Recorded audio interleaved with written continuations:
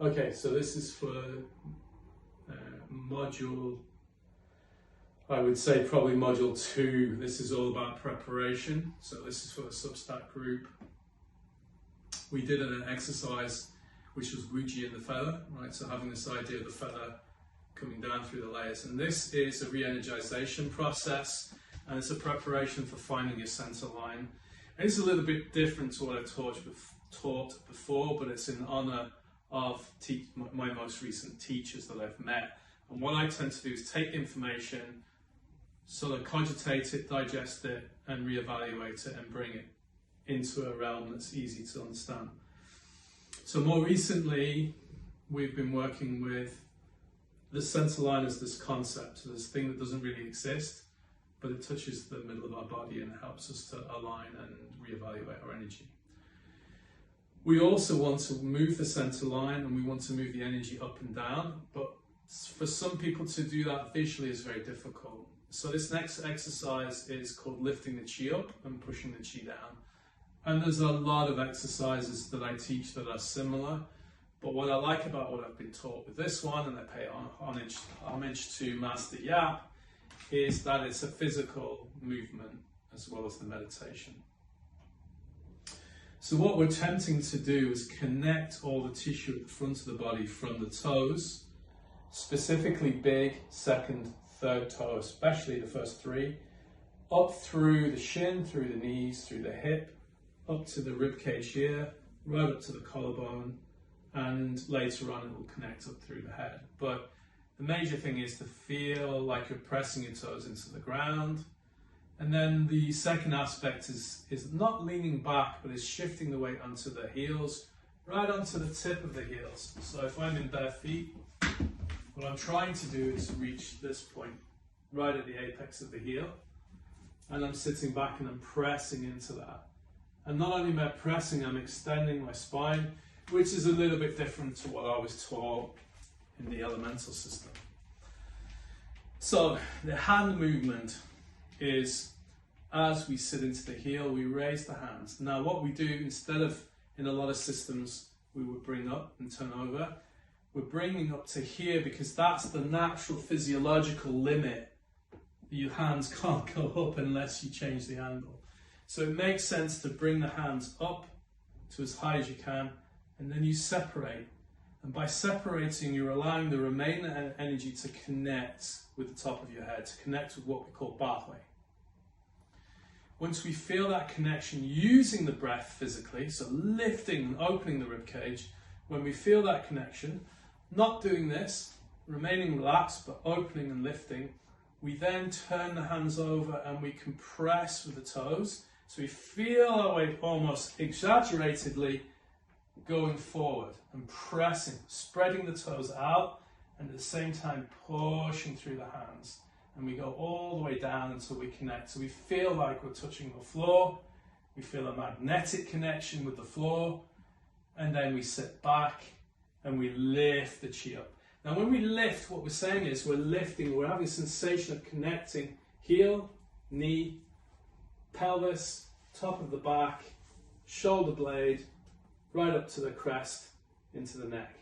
So this idea of lifting, and then when we press, we're pushing down, we're sending the chi down the body, but which makes sense because the stomach channel runs down this way through the feet. So we're pressing and pushing the chi into the earth. So we're lifting by expanding, breathing in. When we get to the top, we breathe in even more. Opening, feel your head tingle, and then sink and let go, and we press. So I'll do 3 rounds. Bringing the hands below the dantian, sitting into the heels, lifting, and I'm extending, so you see my sacrum goes under, so my tailbone will go under this way, roll under. There is no tension in the abs. I'm not doing this. It's literally, I'm physiologically rolling. Tailbone will naturally sink as I lift. I extend. Already I can feel this opening. I'm breathing in. Get to here, separate the hands, breathe in further.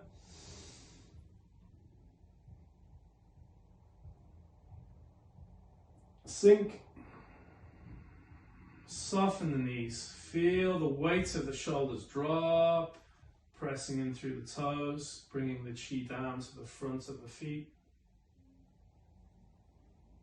Gathering the chi, pulling up, but you're pulling up, even though you're lifting at the front, you're imagining the chi is coming up the back of your legs into your spine. Open. Try to feel, if you can, as if you can bring the chi right up and the top of the head opens like a portal. Turn over, press down.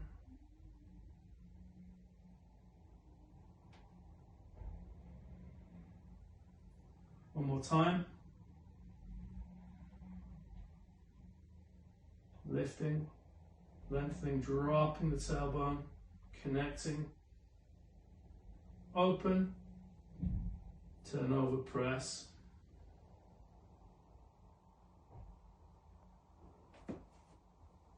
Now, from a Taoist perspective, we would do 9. So 1 to 9, those are all the numbers that are drawn, 0 being infinite. Yeah, because 0 just keeps going around and around infinitely. So the idea is we would do 9 of these movements, and we try to do it fluidly, extending, opening, pressing. So it will be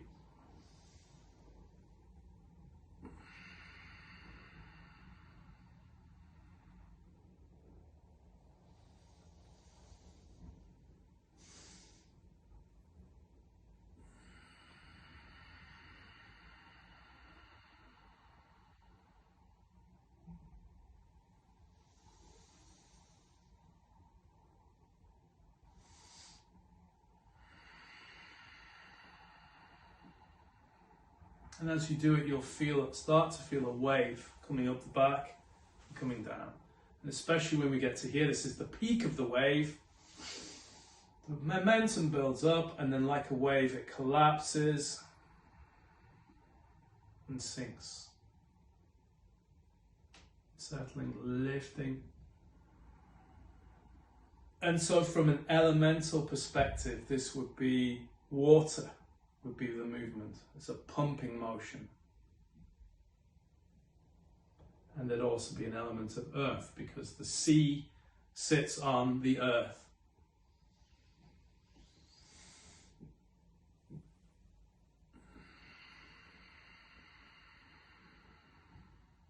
Okay, so we repeat for 9. When we get to the 9th one, we can press down. The hands come across. We lift up the chi at the sides of the body, up to the hips, and then we press, and we stand up tall, pushing through.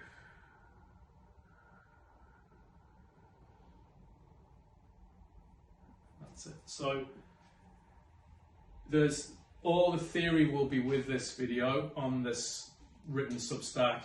And it will be the theory of the macrocosmic and the microcosmic orbit. And these are circulations of chi that occur at an auric level around the body, and then inside in a microcosmic way, internally. In other words, the energy is moving around the internal structure, front and back of the spine. It will run, predominantly comes out from the Dan Tian, runs down through the genitalia, into the perineum, comes up the tailpipe here, up the middle of the spine into the Ming Men, comes all the way up, comes to Shanzong here, all the way up to Ya Men, which is the jade pillow, up to Ba Hui. All these points will be it's described in your training, down to Yin Tang, the third eye, and then connects all the way down. So this point here is Shen Dao. This is Shanzong. So this is the heart chest opening point. And then you come down all the way down to what we would call Qi Hai, or is also known as Dantian, or lower Dantian. So there's this movement pattern of Qi. And later on, as we advance, you'll also learn that the qi moves this way. It circulates around you. And we call this a Zhejiang circulation. And then we also have a circulation that goes in the opposite direction called Guanzhong, which is a completely different type of Qigong. But in the training program that we lay out, I'll give you 5 to 7 methods of Qigong, so elemental, Neigong. I won't so much cover Yan Chao Gong because it's not my system, but there'll be elements of that in there, like today. And then we'll look at other more advanced techniques, so breathing and connecting, and then spiritual stuff. So I need you to work with the feather, lifting the qi up the back, compressing the qi down, lifting. So this is building an engine, it's building an internal engine.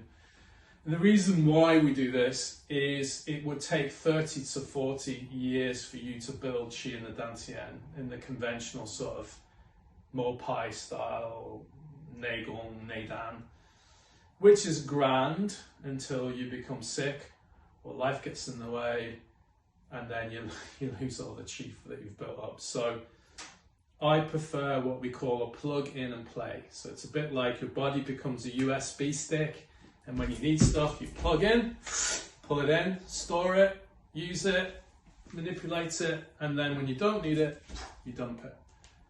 And it's just a more recyclable way of using energy. That's just my opinion. I'm not saying it's just a way. And I found that it served me quite well. Thank you.